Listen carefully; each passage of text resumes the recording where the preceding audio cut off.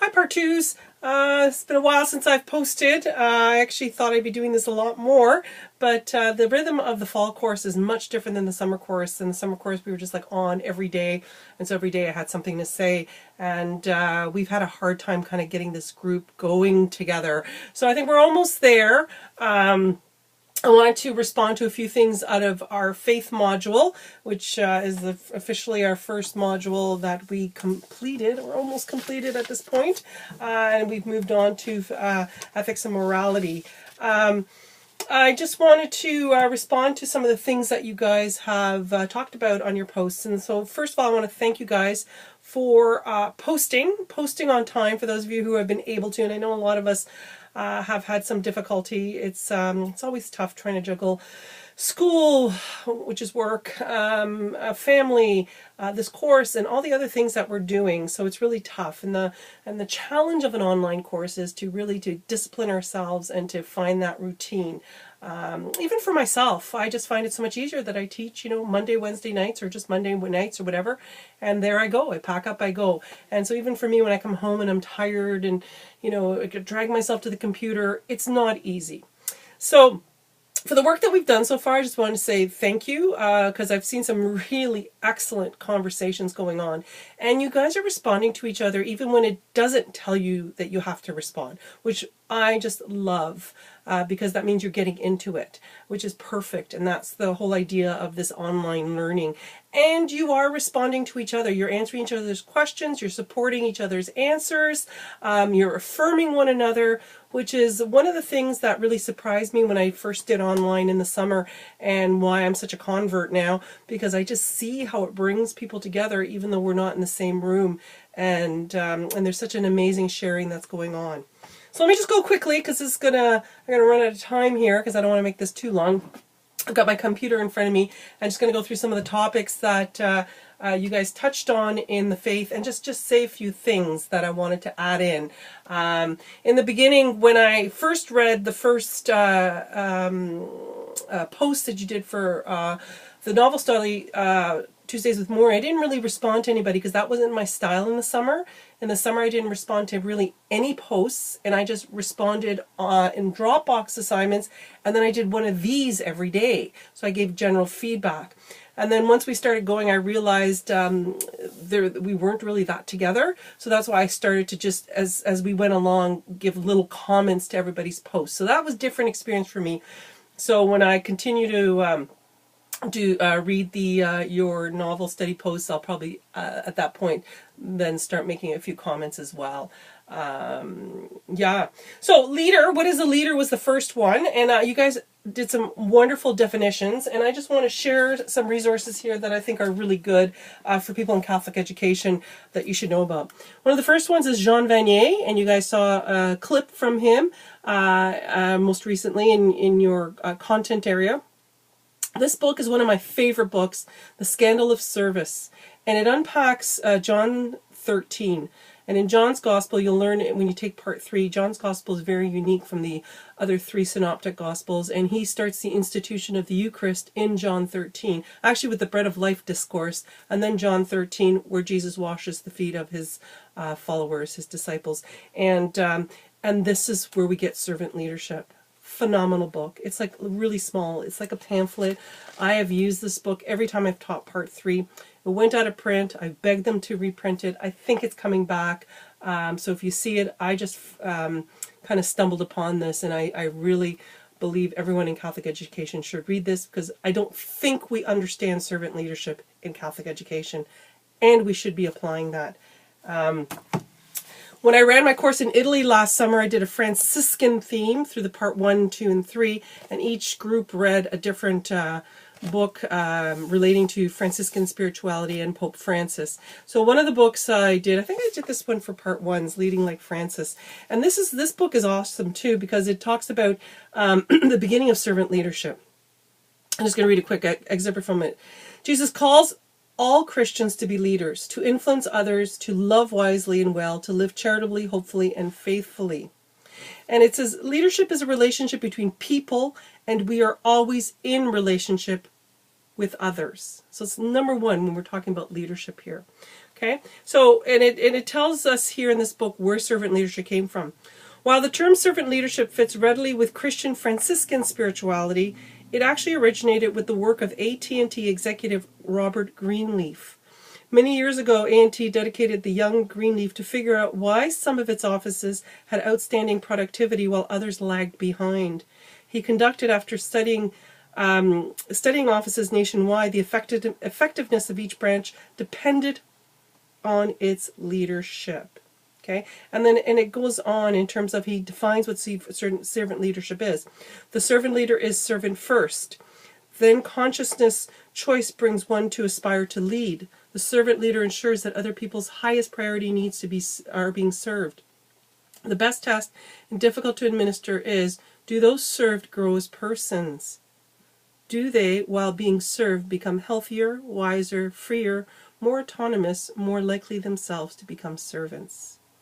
And what is the effect of the least privileged in society, and will they benefit or at least not be further deprived? It goes on, and it's fantastic, but it also says a little blurb here. When 9/11 happened, a lot of the airline industries went under or suffered, and it said, here it says Southwest Airlines, SAS, they actually did okay because their leader was a servant leader. And so they didn't suffer as much as some of the other airlines, because that was the model of leadership they used in their company. So it was awesome. So Leading Like Francis, it's by Carl Koch. So if you're looking at some books to read on leadership, number one I suggest is Jean Vanier, and number two, this was a really good read, and again, it lent itself nicely when we were studying in Italy and we were in Assisi, but I still think it's worth reading as well. So I just wanted to kind of draw your attention to that, and I loved your responses in terms of leader, follower, disciple, prophet, and I hope one thing you guys walk away with is to understand that we all have the potential of prophetic voice. We all, as teachers, in our wisdom, whether we're younger or older, we are there serving in faith, and through our faith and allowing God to speak through us, we should start developing our prophetic voice. And that's one of the gifts I learned as a chaplain. When I kind of stepped back and let God speak through me, then I became very successful as a chaplain, and my words that came out really inspired people, and I could never remember what I said. I don't write anything down because I really do try to be an instrument of God's voice. And I think that's what we need to do in Catholic education. Grow into that courage of allowing God to speak through us. But today's number one prophet, I have to say, is Pope Francis. He's not only a prophet for Catholics, he's a prophet for this world. And we need to listen to him. Knowing discipleship, great conversations. We're part of that group, that discipleship group. It's not a separate group from us. You know, I think that's really important to understand that as well in our role, our identity as Catholic educators. I like teaching in a spirituality of resistance. That had some really interesting conversation, and you know, the violence that goes on in the media today is really shocking. And when we do study that, and then we study the past, a lot of us who, a little older, there were some shows that actually had some really great morals and values, and now that just doesn't sell. And what are we selling? What are we telling our kids? What is the secular gospel that the media and our TV shows and our commercials are preaching to our youth and to us, even in our own consciousness? How much of this stuff is seeping into our consciousness as adults? How much of this are we believing? How much of this is becoming part of our life? We really need to be critical thinkers, and we really need to unpack this with our students, with our children, and we need to start saying no to this stuff, not buying into it, not subscribing to it. Anyways, I don't have a lot of time because I'm going to run out of my video time here. What else? The Catholic schools to be prophetic, teaching as a prophetic voice, and changing the culture. We have that power. I'm just going to sum up all that together. We have the power to create a positive system for our students, for our world. Catholic education is needed, not just for Catholics, but for the world. And this is why so many parents of non-Catholic students will send their kids to a Catholic school. Even a lot of Muslim parents will opt to send their child to a Catholic school as opposed to the public school down the street because they believe their child will be formed in some morals and values that are important. And those of us who are open to religion know we're more the same than we're different. We have different traditions and things that separate us, but what unites us is the idea that religion is peace and love. And we want to form our children in a culture of peace, love, acceptance, empathy, all those virtues that we work with in our schools. Parents want that, and they send their kids to our schools for that reason, and we have an obligation to help form our students. Anyways, there's tons I would have loved to talk about. I love the fact that you guys are weaving in Tuesdays with Maury into some of your questions, into your conversations, into answering other posts. You're starting to see the connections. This book is amazing. I'll talk more to it. I'll have a separate video post on this at the end. One of the things that came out here too was being a Catholic consumer. And I think that's something we really need to understand too, that we're not going to get rid of consumerism. We're a consumer society. That's the secular outlook. And it also infiltrates our sacred worldview.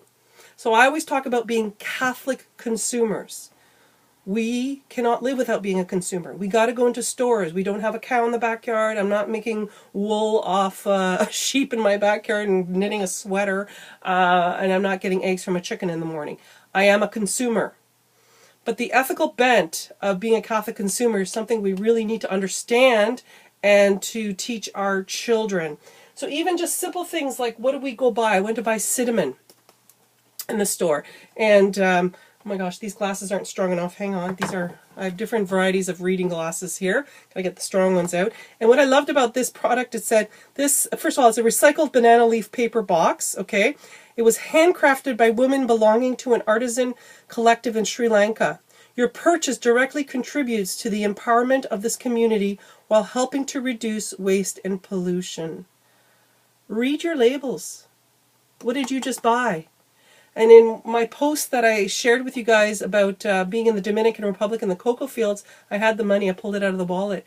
As a consumer, as a Catholic consumer, every time we take out our money or our credit card or however we pay, we are making decisions about people's lives. We are connected globally through the economy. There's a global economy that makes us brothers and sisters in this world, and we should be brothers and sisters in Christ. So keep that in mind as we continue, because this is part 2 is more of a social justice bent as we're getting into morality and ethics. And I'm running out of time on this video post because I can only post 15 minutes. So I'm going to post a second one because I wanted to unpack today's gospel with you guys, okay? So I'll be back.